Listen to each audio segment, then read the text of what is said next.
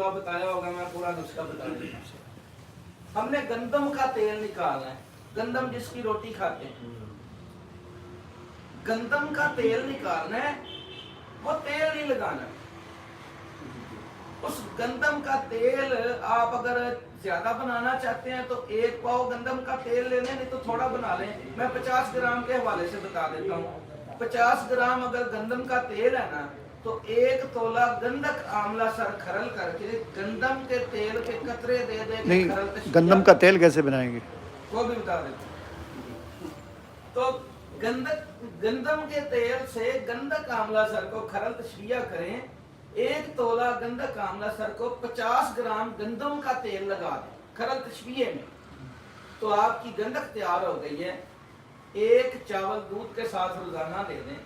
15 दिनों में आपके जिस्म से सारे निशान खत्म हो जाए।